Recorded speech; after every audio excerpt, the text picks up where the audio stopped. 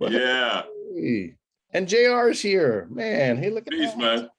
Nice. Glad that you're here, buddy.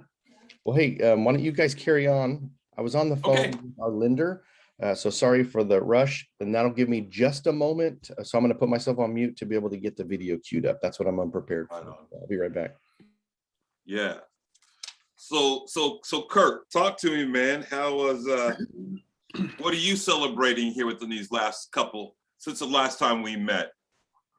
Yeah, first of all, I just have to say Popeyes is a million times better than Chick-fil-A. We've got one of those close by too, so I can dual compare. So we're all right. I went to seminary in Philadelphia, and there was a Chick-fil-A that always had chicken strips and biscuits for like $2. Almost every time I went by, no matter time of day, 11 o'clock at night, 8 o'clock in the morning, it's like $2. Come on. We need to get into theological fights right now. To celebrate. I mean, we've had awful flooding where I live right now. So our church, like a block away, so there's flooding that destroyed a bunch of buildings, and a block from our church, it rose up to about 3 or 4 feet and covered maybe like a 10-block area. So we were just outside of that. So I feel blessed by that. And right now, like just in our community, seeing churches and people of faith respond has been really good, like to the point where like within 12 hours, all the people who were organizing help in the areas that were really hard hit were like, we don't need any more donations. You can send money, but we have all the volunteers we need. We have all the donations we need. And like, so there are kind of 3 or 4 main churches who took on pretty big roles during this disaster. So that's been good to be a part of that community. Good. Wow. Michael, not Michael Guzman, but Michael M. Hey, how you doing, sir? Doing good, JR. How are you? Oh man, just blessed, man. Blessed. Nice. Yeah. So what are you celebrating? Man, there's just a lot of good going on. We had our youth guy fill the pulpit on Sunday and did a phenomenal job. He's got, great insight and cultural analysis, and it just really brought it. Got to pray for a lot of people after service. A memorial on Friday was really solid, and a lot of really good things. Can't keep up sometimes, but that's all right. That's a good thing. Yeah. Wow. Well, so Michael Guzman, leader, faithful confidant, how have you been blessed this week? Portland. So I got in last night, myself traveled there with a group from Central California to join a bunch of others, had some good conversations. As is often the case, things kind of went a little bit different direction, but a really favorable direction. So looking forward to, what comes next out of it all. So. Wow. Good. Well, why don't you go ahead and share from your heart this morning? Sounds good. Thanks, buddy. Appreciate it. All right, guys. Well, we are in our next to the last module. We're going to jump into a module on Jesus is the subject. When Jim Lyon first came into office, he really piqued my interest. This is now quite a few years back, but there were just a few blog posts he had written, and I thought, this guy is saying very different stuff than the boring, bland things that I felt like were coming out of Anderson in the past. If I were frank and honest, Anderson had nothing to do with anything that I did. I didn't care what they did. I never went to any of their events, and I had things that I needed to do in ministry. There's probably a little bit of immaturity and arrogance blended in there, of course. But once Jim started speaking about who Church of God was, started bringing in the language of Jesus as the subject, which honestly, when I first heard it, I didn't understand it as a tagline.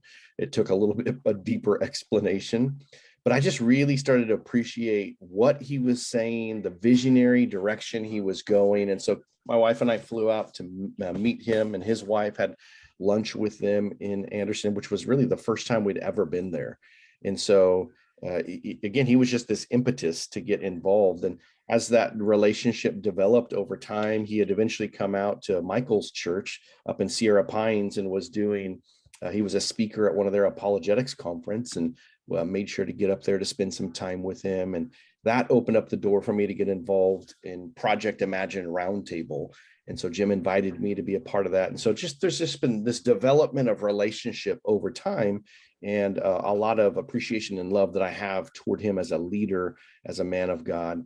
And am really grateful now to be able to not just, maybe honor him from a distance, but to really even call him a friend too. So when I look at the development of the PCC and, what you guys are even a part of here at C4X, a lot of that is just simply an overflow of relationship of friends in kingdom ministry together, which there's a real beautiful simplicity to all of that. So with that said, once Jim started communicating beyond Jesus as a subject to like, I never really grabbed hold of the be bold language as much as I appreciated what he was trying to say.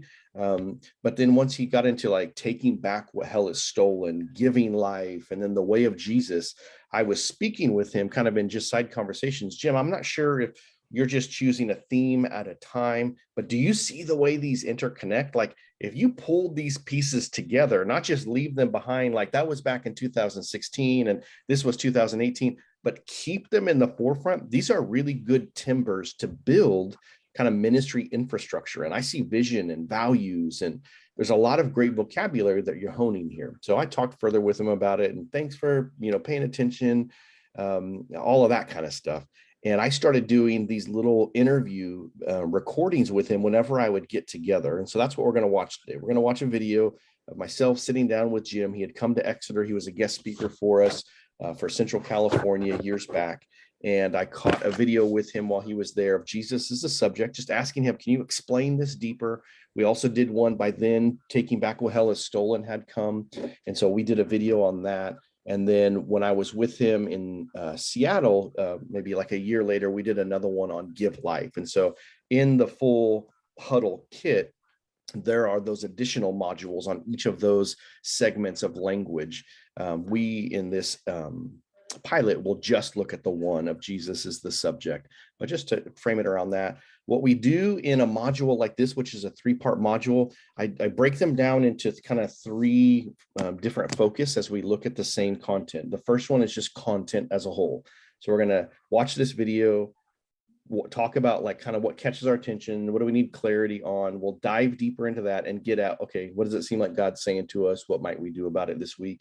Then we'll go back and we'll apply that same stuff at a personal discipleship level. What implications does this have for me? And so really what that's going to be like is what other subjects vie for first place in my life besides Jesus as the subject. So we'll look at that as a lens. And then in the third one, we look at it as leaders. We all have responsibility. And so what subjects vie for first place in the life of my ministry or my church? And so we'll look at it like that: content, discipleship, leadership. We'll do the same thing as we get into the learning circle, which is our last one. We'll look at content, discipleship, and leadership. And so that's kind of the rhythm for how those basic ones operate that way. All right.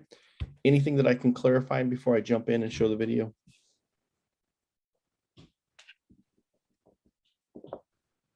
There was just this really, with a lot of you guys coming from Lloyd's region, there was this beautiful moment in Portland. Beautiful moment. Oh, man. Like we've done our prep work. We're ready to present. JR and I were on one team presenting the PCC story and stories. Jim and Jerry Davison, Jerry's in Oregon, were presenting about spiritual formation. Paul Binion and David Wynn, Paul's Interstate Association rep, and then David Wynn is Southern California regional pastor. They did this icebreaker and community building stuff, and then Lloyd and Mike Mugford in Northern California, and then Ben Schuler from Church of God Ministries were handling the visioning segment. And somewhere in one of these transitions, you know how like everybody's talking and getting coffee and like, okay, it's time to call everybody together. And they said, we've got this special video that we've got to show you. And then on the screen, there's Lloyd Moritz. Many of us were back in New Orleans together a couple of years back. There's a street performer who's like gathering a huge crowd, and there's all this dancing going on. And he chooses Lloyd Moritz from the crowd to come in and to dance. And Lloyd walks in dancing. I mean, the guy doesn't smile very often, right? But then to see him dancing like this, it was just phenomenal. It is one of our PCC favorites.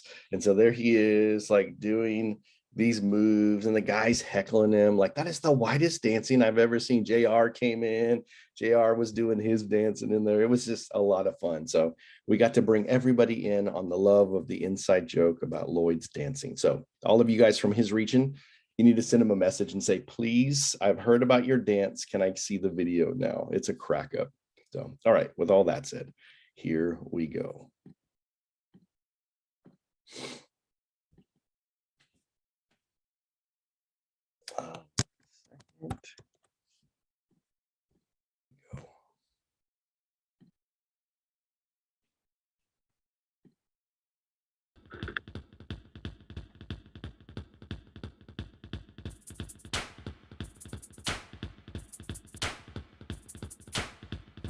Hey guys, I'm here with Pastor Jim Lyon. He just came in. He's our guest speaker for our upcoming annual conference. And I just picked him up in Fresno Airport, and we had a great lunch together, and we're driving from Fresno here to Exeter. So we're here at one of the murals in downtown Exeter. One of the things that we are talking about is the power of language. And Jim has been laying out some language for the Church of God that I think has been really magnetic for me. I think it's been very visionary, and I really appreciate the things that he's been laying out. And so one of the phrases is, Jesus is the subject. And I wanted Jim to be able to speak to that so that you could hear the heart behind and the story behind how that even came about as some of the language that he was using as he's been the general director for Church of God. Jim, tell us a little bit about Jesus as the subject and how that kind of came about. Hey, thanks, Michael. So glad to be with you here in Exeter. What a beautiful day and beautiful place. In 2013, I was asked to consider becoming the general director at Church of God Ministries. And as I thought about that and prayed about it, I really struggled because I had a pastoral assignment that I loved. I wasn't looking for a new post, and I wasn't sure I should make the change. Yeah. I prayed repeatedly over 4 months and wrestled with God, and every time I asked the question, should I take this job or not, the only thing I could get out of God, the only impression of my heart was this phrase, Jesus is the subject. Honestly, it frustrated me because I get that Jesus is a big idea, but that's not the answer to the question. The question is, should I take the job? Yeah.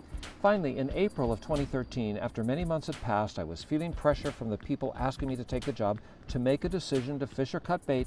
I got on my knees. I said, God, read my lips. Should I take the job? Don't give me that Jesus the subject deal. I got that. But the question is, should I take the job? Can you give me a yes or no? And honestly, I was overwhelmed by the sense of Jesus is the subject. And I was angry because I thought, hey, seek and you shall find. I'm asking a question, give me an answer. But the Lord then took me another step further, and this is what he impressed upon me deeply, unforgettably. He said, yes, the answer is Jesus is the subject because I want you to take the job and I want you to encourage my people to stop talking about themselves, to stop talking about the church, and start talking about my son. That's good. If my son is at the center of every conversation, the church will be fine.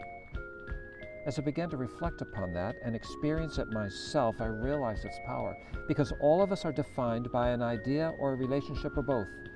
And the thing that we consider to be the primary subject is what will define our trajectory. And I grew up in a church that talked a lot about the church. Good people, they love Jesus, but boy, the name of the church, the structure of the church, the organization of the church, the way it rolled, how it was compared to other churches, that was kind of the groove. But the subject is Jesus. He's the Alpha and Omega. He's the beginning and the end. He's the Lord of Lords and King of Kings. He's the water of life, the bread of life. He's the exact representation of God in human form. He is our Savior. He is our Master. He is our friend. He is everything. So as I began to think about that in my own ministry, my own personal walk, I thought, well, that means if Jesus is the subject, I have to constantly take the pulse of Christ. And by that I mean, I began to think about what's the pulse of Jesus? And when I take my own pulse, I can tell what are my passions. What makes my blood run fast because I'm excited or I'm worked up? And what just doesn't affect my pulse because I don't care that much? I want to align my pulse with the pulse of Christ. And sometimes I actually do this. I just, as a gesture, I'll feel my pulse to remind myself, is that the pulse of Jesus beating in my veins? That's good. Am I walking with him? as I begin to understand the power of that in my own life, I'm also seeing that it's taking root in the church. Yeah, it's So amazing to see. I'll travel about, and I get about a lot in this country, in Canada and abroad, and I'm seeing more and more this phrase appear. Some churches have painted it on the front wall of their entrance in their church building, so that the people who come in there understand this group of people in this building under this roof are talking about Jesus. Yeah. Similarly, I see it on letterheads and different kinds of print media. I hear it spoken. I've seen t-shirts, churches that make t-shirts that say Jesus subject, which I promise is a conversation starter. Yeah. I loved a church in Arkansas. They sent me a t-shirt that said, Jesus is the subject on the front, and on the back it said, I'm the verb. That's good. Even around the world, the concept of Jesus subject in different languages, but with the same idea. Jesus, the centrifugal force, plumb line, and measuring stick of all that we say and do, our ambition and our conduct is taking hold. Nice. In fact, Michael, I just last month was traveling abroad with some pastors from the United States. They were guys I didn't know well. They're talking to me on the bus. You know, we're traveling on a bus in the middle of nowhere. This one guy's telling me his church was kind of in a difficult place, and he wasn't sure what to do next, but somehow he was impressed that Jesus is the subject.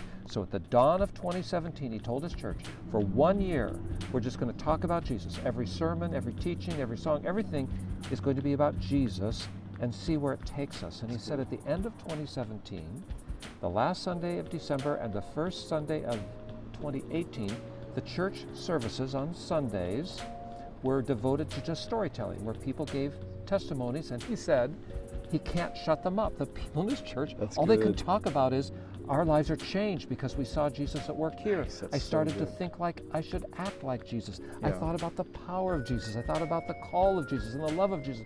In so many ways, he said the whole church has been transformed and made electric because Jesus became the center. That's good.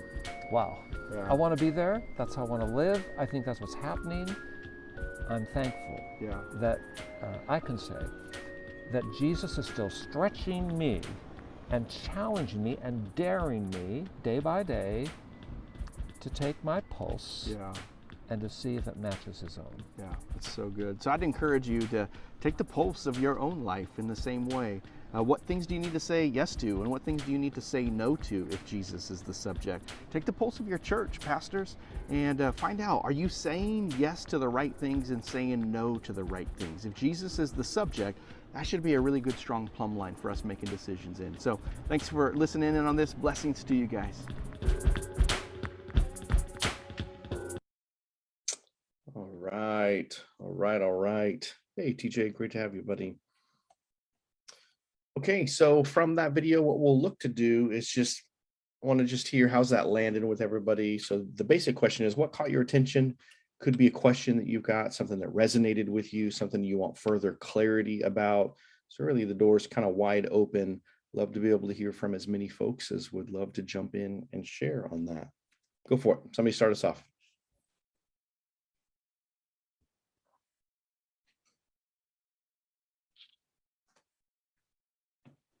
I mean, it's really basic, but the statement, Jesus is the subject, I am the verb, that's pretty profound, and I've loved really steering the narrative over the course of 2020 and 2021, making the focus entirely about Jesus, not, not all of the peripheral stuff that seemed to cloud our vision. Yeah. 2020 was a gift in that direction, where there were a lot of things stripped away. That's good. Somebody else jump in.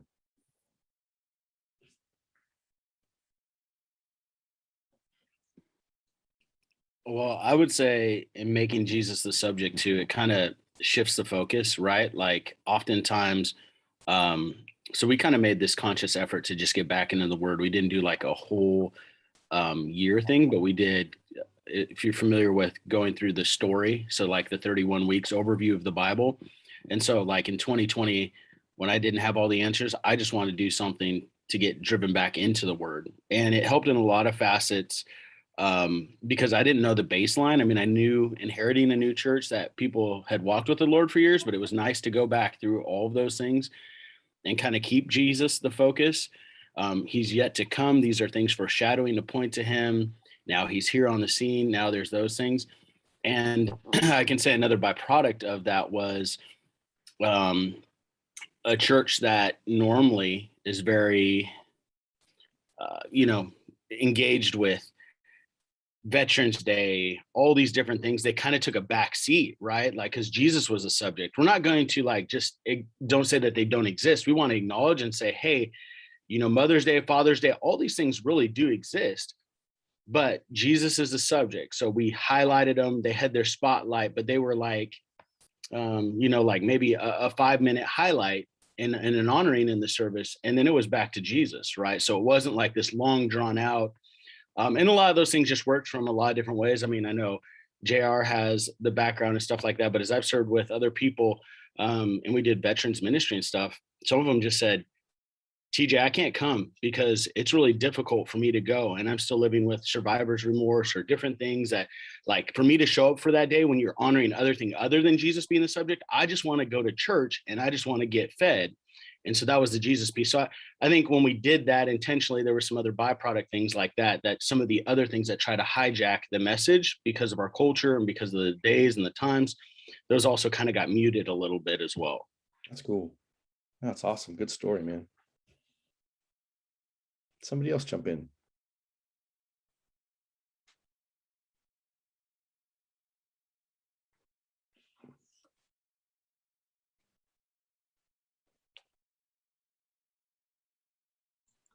So what resonated with me is this year coming off of 2020, really finding that rest in the Lord, and knowing how important it is to just trust him. My wife and I both separately kind of got the same word, which was the gospel is enough, which is kind of pretty similar to Jesus is the subject. And so we've really shifted this year to, speaking primarily about Jesus in every every sermon, and making that the focal point. And so really resonates with me more so now than it has, because I've seen it on the letterheads like you talked about. And, some of my interactions with Church of God initially have been rocky because what he was discussing in the beginning, where he said, and like you said, I just wasn't interested in anything that was coming out of there, is a lot of that is the message that I've been hearing as we had merged together from with Church of God, and we were non-denominational before.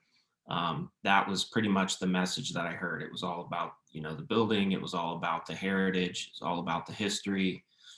And, to me personally, that was just offensive. I didn't like it. And I think, I'll say as well, like you did, there's some immaturity on my part. There's some things that I needed to learn about working with and among other people. But so that's still been something that we've been working on. There's still a lot of that conversation going on, and we're still trying to kind of inherit that understanding as believers that it's about Jesus, and that's what's going to make a difference. And when we get off of that subject, that's when we derail, and sometimes it takes a while to really recognize how far off the mark you are. It might take a couple years or whatever, but you'll finally realize, man, we're so far off what we need to be because we haven't been talking about Jesus and showing people who he is. Yeah, So that's good. Good stuff. We are 3 months into a sermon series called Following Jesus, where we've had a couple of rabbit trails here and there, but we've been going from his baptism, and now we're in the Sermon on the Mount. I think we're 14 weeks into it. Nice. It's been a cool focus. I think for me, what I just got clarification for in the video, and this wasn't said, so I'm inferring this. So if I'm wrong, Michael, correct me here. But the Jesus is a subject phrase. Another way to put it might be, it's not just that we focus in our content and our sermons and our discussion is about Jesus. That doesn't seem to be sufficient.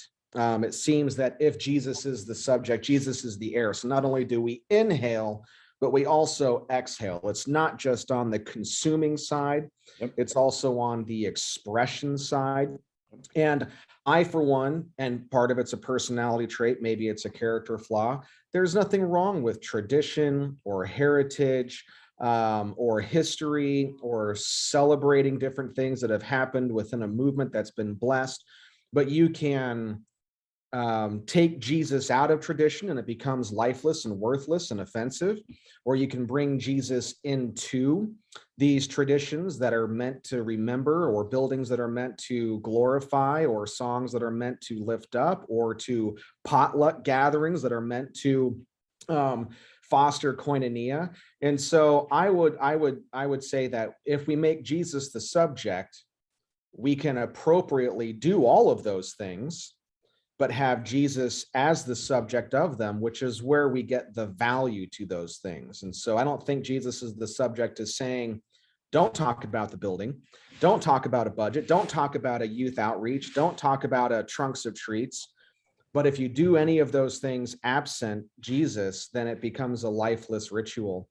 And I think that's the nice connection of the dot that I got from Jim's presentation. Now, again, he didn't say that. Yeah. But I think that's what he meant. Yeah. And I think you're spot on with it. I think that it is. It's not so much that we would never talk about those other things, but similar to the way that Jake was saying, do you recognize how far you've gotten from Jesus being the subject of the things that you are discussing? I think another way to frame it too is that as a Reformation movement, the subject of Reformation is the church. That's really the Church of God's history, to reform the church. In our initial call, that was come out of sect Babylon into the one church. And so that was Reformation. And so notice even in that, it is still like the subject is the church. If, again, I think like what you're saying, Ryan, if Jesus is not the centerpiece of all of that, what Jim has noticed from his travels is that a lot of people are just talking about the church, and it may not have to do with Jesus. It then does get to just our traditions apart from, just our heritage apart from, and then it almost becomes like an idol instead of, I like the way that you had said it, life versus lifeless. One other piece too that I'd love to bring up, Kurt, love to hear you speak into this as well. But in the very beginning, we were talking about the power of language. So Jim and I had been having conversations about that. And this is definitely like a key piece to this, is that two maxims that I've learned and have utilized extensively is that leaders define culture. And so it is the responsibility of leaders to define culture, but leaders define culture whether they are intentionally doing that or not. So there are cultures of individual churches and groups, and that has been defined by the leaders that are there, whether it is intentionally defined or it is unintentionally defined. And so leaders define culture. The second maxim is that language creates culture. So if leaders choose to intentionally define culture, the medium, the paintbrush that you could pick up to be able to help move it in an intentional, positive direction is to use language to help craft that culture. And so what I started to notice early on is, wow, Jim is really reinforcing this language. He's not left from Jesus as the subject, which is, I think, something I've appreciated. It wasn't a bumper sticker from 2012 that, yeah, you remember that time frame? It's like there's a continuity to it. And it's weighty enough to be able to like hang on to for years. That doesn't mean that it won't become outdated or, need to be revised potentially at some point. But the idea, again, that leaders define culture and language creates culture. So leaders will use language to be able to do that has been really, really helpful, because there are definitely times where maybe I look at a piece of the culture in our church community or in our region, and I think this isn't good. And so one of those maxims that I've brought up for our people, and now I feel like we really are celebrating, I feel like it's overflowed in the Pacific Coast Collective, but years ago, I said, man, Church of God is friendly, but we're not friends. And that piece of language, it was by observation, but I reflected on that a lot. And I noticed that it technically could really be a catalytic piece. And so where I really feel like the PCC has gone is we were friendly with one another. That's what Church of God folk always do. But like, we're actually like friends now. There are the inside jokes. We cut up with one another. We make fun of each other, but we also love one another. We know the hurts that we carry. We defend one another. Like, we've gone from just being friendly into friendship, and friendship is definitely a deep expression of covenant relationship, of agape love experienced in a community. And so again, that's just now a different example of leaders defining culture, and language helping to create a culture. Even with that little maxim, it has moved forward. And then I watched the power of language is that it's mimetic, just like the dumb memes that we might share and pass on. Look at this cat video, haha, look at this one over here, this, these fails and all that. The reason why those are powerful is you can take either an idea or a saying and quickly transfer it. Language has that same mimetic power. When you get a snappy statement that has power attached to it for change, it is, or in this case, for gravitational pull back toward a key center that need not be forgotten. It is really, really powerful. So, Kurt, what's catching your attention from the video, from the conversation so far? Yeah, I mean, I think I don't really follow Anderson very much, so I just thought that was their website. I didn't know it was actually a phrase used very often. Yep. Honestly. Yeah, I mean, I think it makes sense of some other things I've heard coming from Jim Lyons, or him and I had a chance to have breakfast for a couple hours 2 years ago. And like that idea, like I agree with the idea of language and the leaders define culture. And I just, yeah, like I think, during this season, we've talked a lot about, well, like, what is a livable faith? A lot of us have a lot of theology or things that we have of doctrine or ideas or Bible stories. But I would say in particular, in my perspective, the past 6 to 8 years has really revealed that, like, we haven't as a church focused enough on a livable faith in Jesus. And I think too, like, the language we use whenever we meet all the time is like talking about practicing the way of Jesus, and like really intentionally, like that it's like we're practicing, we're failing, we have no idea, like it's like that's what we're doing, is trying to figure out, well, how do we practice this together? And the thing we're practicing, the thing we're gathering around, is the way of Jesus. But like in what he was talking about in the video, it just reminded me of, and all of us are in different places, but I'm sure these issues come into our community at times. But in the past couple of years, like, sexuality and gender identity is a conversation that I have a lot.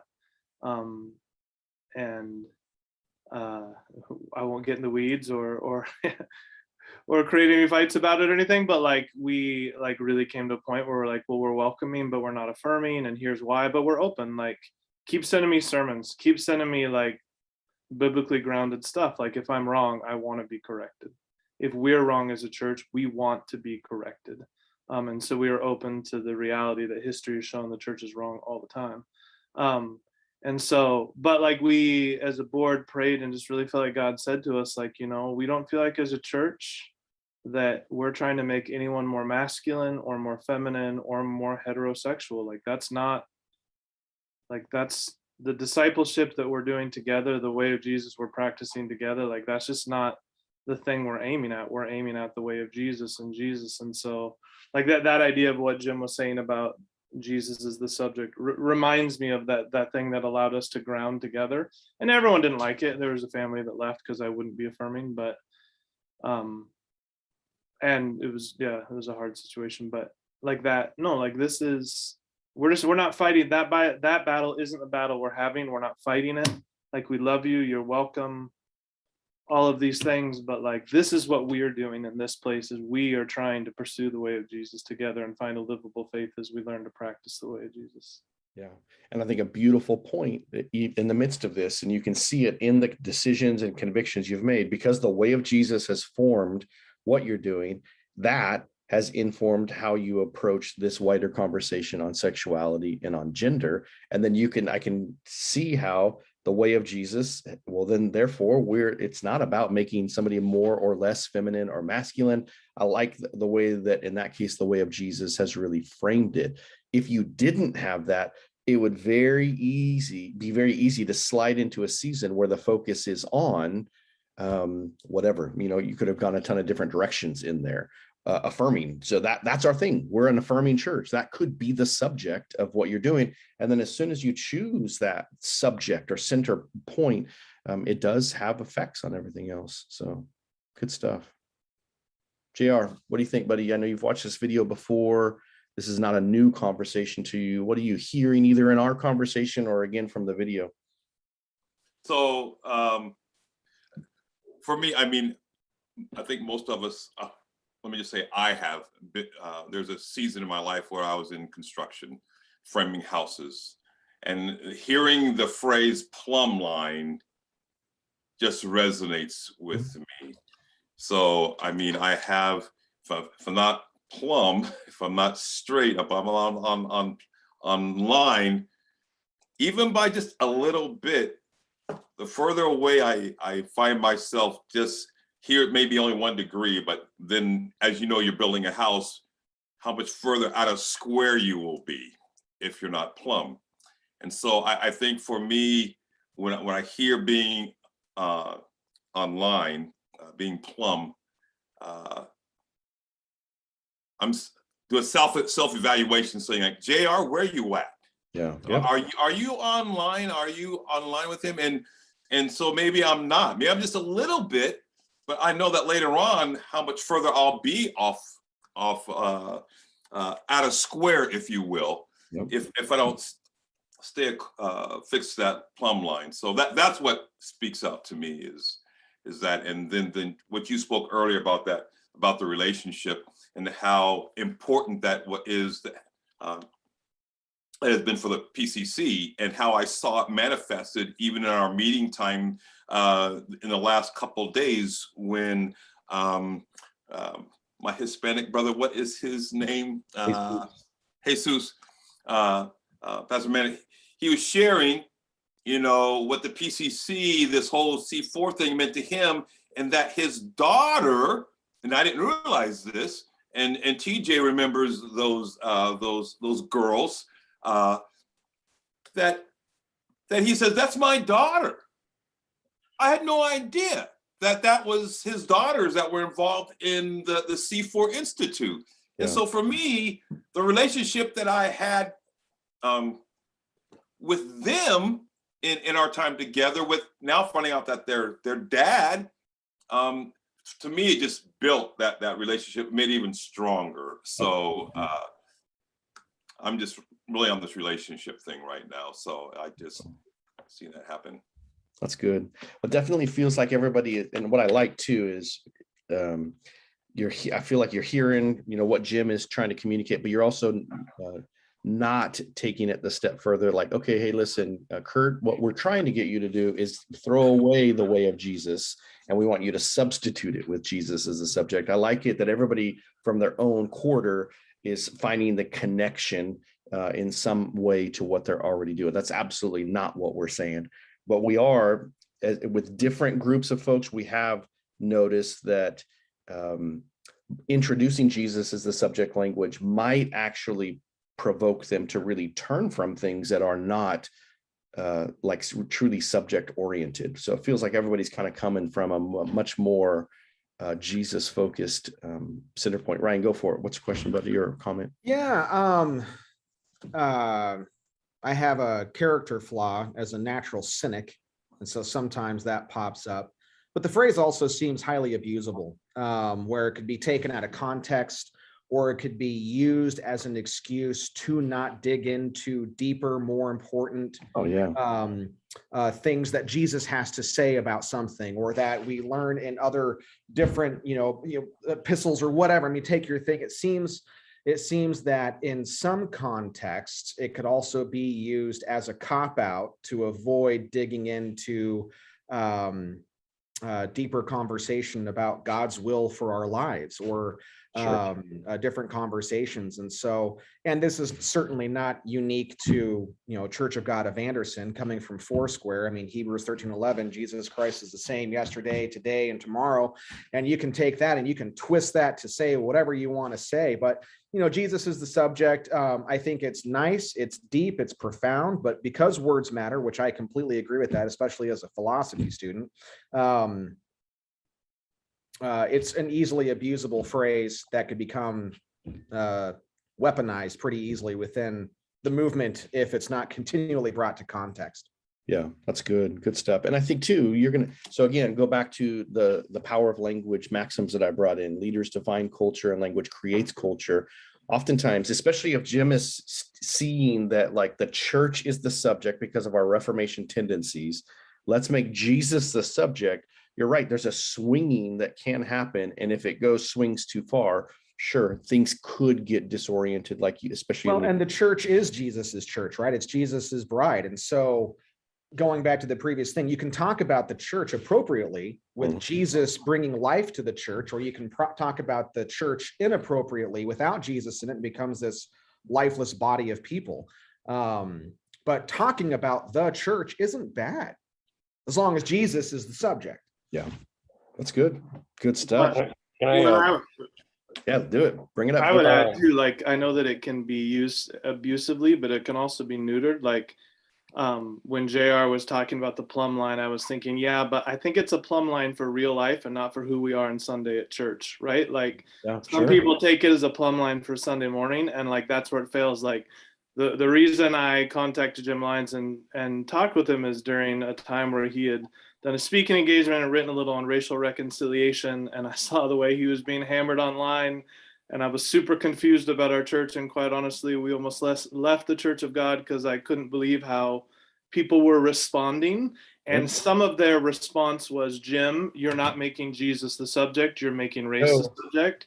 And I'm like, no, Jesus is the subject of everything he's saying. He's just taking it and applying it to this, kind of like what Ryan's saying is, it's like we keep that at the center, but like it's still this plumb line that we're measuring all these other things. Like if it's just a plumb line to enjoy a plumb line, that's stupid. Like we don't just need plumb lines hanging around, like they're meant to build things. And so like, how do we take it out and apply it like without neutering its power outside of the church?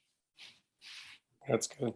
I mean, as you were talking, I was thinking, yeah, Jesus, the subject, can turn very quickly to Jesus subjective, that we literally, there's no absolute about what he said or how. And so even though I was like controlling the narrative in 2020, like having to actually say, okay, well, what would Jesus say about this cultural issue? What would he actually, how would he respond to this? That's good. Good stuff, guys. This is awesome. What I'm appreciating about this conversation with you guys, and I'm noticing, is just very different from previous. One, it's usually been with older people.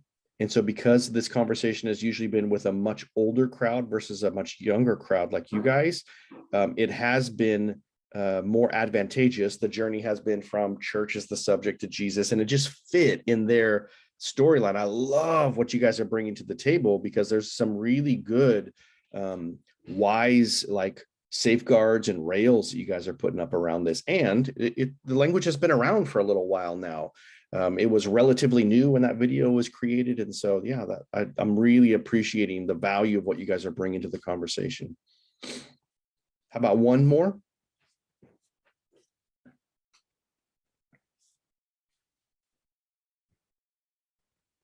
All right. So this would be what I would like a normal huddle to kind of time frame be about. So introduced content, we've discussed, nice, robust. It's not just everybody saying amen to one another. There's good pushback. You can see that dynamic taking place in there. And then with this kind of last 15 minutes, what we want to do is dig at what is God saying to me, and what might I do about it? So that could be something like the Lord is just, bringing something to remembrance that I haven't been putting primary attention to.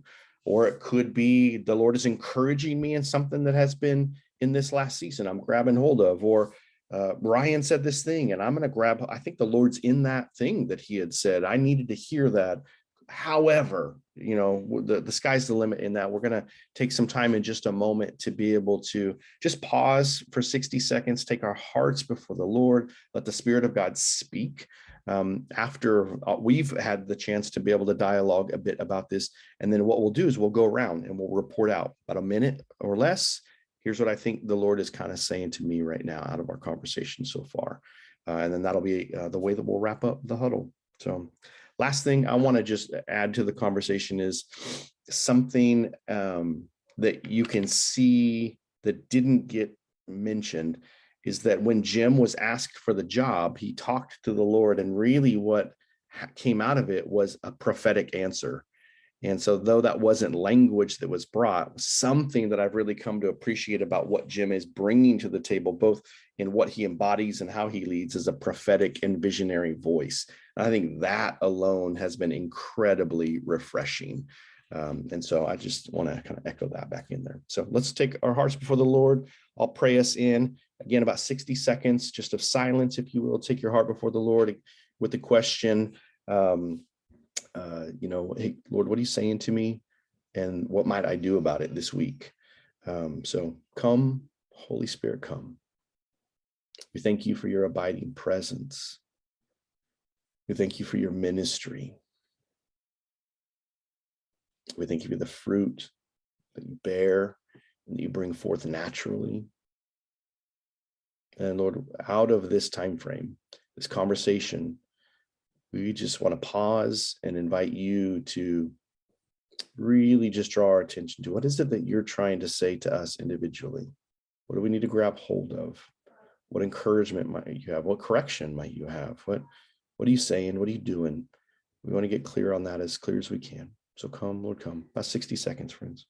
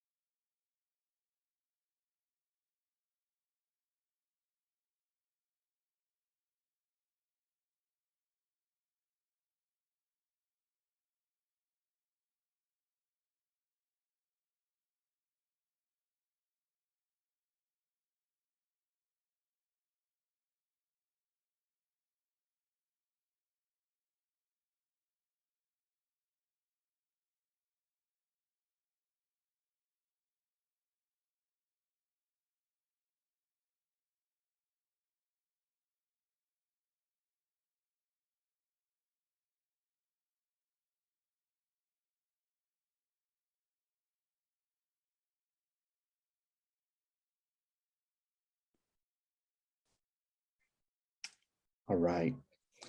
Okay, with these last few minutes, let's just go around and share what's that key thing that the Lord seems to be placing upon our hearts. For me, again, keep your sharing about a minute's time frame. If you've got clarity on what you think that might mean or lead into this week or this month, you feel free to voice it. But what's the Lord saying? Possibly, what might you do about it? Interesting for me was that the thing I felt like the Spirit of God kept bringing me back to was just a massive amount of encouragement coming out of like some of those comments I had said about your ages versus the ages of previous conversations around it. And literally the historical journey of the Lord, I could see myself as the lone young guy in so many conversations for so long, feeling hopeless because nobody seems to be even thinking about X, Y, or Z, whatever it may have been. And I just felt like the Lord just showing me, man, I feel so encouraged from this conversation, again, from the wisdom with how you're applying things or the discernment that you're using as you guys are navigating and leading. So that encouragement just, I noticed instead of discouragement leading to hopelessness, that encouragement leading toward massive amounts of hope. And so that's the key thing that I felt like the Lord was just placing upon my heart. So Jake, what about you? What do you feel like the Lord is saying to you? Just mainly feeling hopeful and trusting that the direction that we're heading here is on point. And it's going well. It's kind of what I was seeing and hearing. Awesome. That's good. Thanks, buddy, for that. Kurt, what about you, my friend?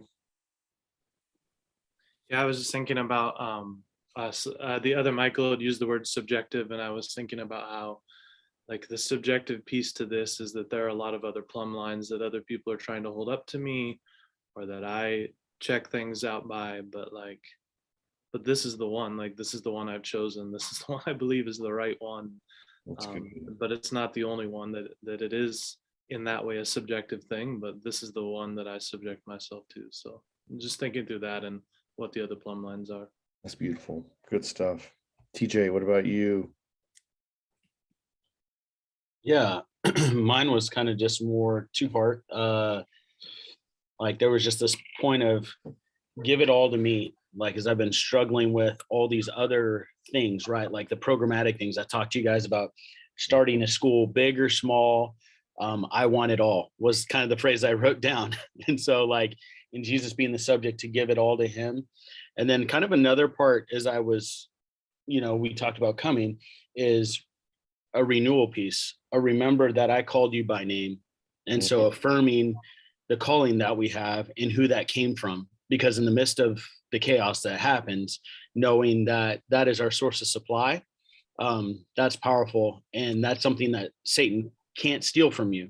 I mean, we know that moment to be true. We can drive that stake in the ground and we can stand affirming on that piece of that. So those are the two elements. Love it. Awesome. Ryan, what about you? Definitely resonate with TJ there. Just a sense of busyness. One of the things we've been talking about at our staff meetings a lot lately has been, we are a year behind on this capital campaign, building this building that we're at here. We're over budget. We feel like we have both of our legs amputated, one hand tied behind our back and our remaining thumb taped, trying to do ministry because we have 15 acres that we're on for a campus and we've lost our green space. We've lost this and we've lost that and don't have this, and need this room and don't have this space. And we were supposed to be in by Easter of 2020 and we're still not going to be in by Easter of 2022. And just the Jesus is the subject thing, because we've been talking about how do we stay focused on Jesus? How do we not get consumed in the budget meetings and the financial stuff and the fundraising and this and this and this? And this was just another reminder, another affirmation of I'm not feeling like TJ if I want it all. I feel more like I want to be done with these projects. And I just need to remember to keep bringing Jesus into these as the yoke and the burden's light, and not worry about all of this, and just yoke up with Jesus and say onward. Let's go. Let's do the thing one day at a time. And Jesus is the subject. So yeah, so kind of with TJ on I want it all, but actually I just want to be done with all of this stuff. So then I can do the other things. That's good. All right, guys, we'll wrap up just a few minutes early. Any other closing comments before we hang up? I had one I wanted to share as far as a complementing idea to your and Jim's word conversation of leaders define culture. When we had our district Church of God meeting a month and a half ago at C3 in Tri-Cities in Washington State, we had David, I believe his name is David Kinnaman, the president of Barna, come in. Yeah. And what his very first slide was, a leader's job is to correctly describe reality. Mm-hmm. And I heard him say that, and that really resonated with me. And I thought that was a cool complementing phrase with what you guys are talking about, because I was thinking through, okay, how do I describe reality? Well, it's the way I see it, for one, but that's that culture defining thing. Is do I have the appropriate lens on that I'm taking stuff in? But do I also have the appropriate filter when things come through what I see and how I make sense of them? Is it coming back out, filtered again, not just cut with my worldview, but cut with Jesus as the subject? So that's really a complementing idea to what you said earlier. Oh, really good. All right, guys. So next week we're going to return.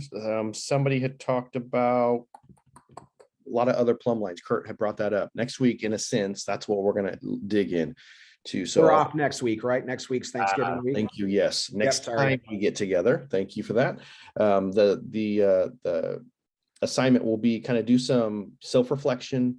What are other plumb lines in your life that other subjects is the language I'll use that tend to vie for first place, kind of at a personal level? That may overflow into leadership, of course, because it's difficult to bifurcate all of that stuff.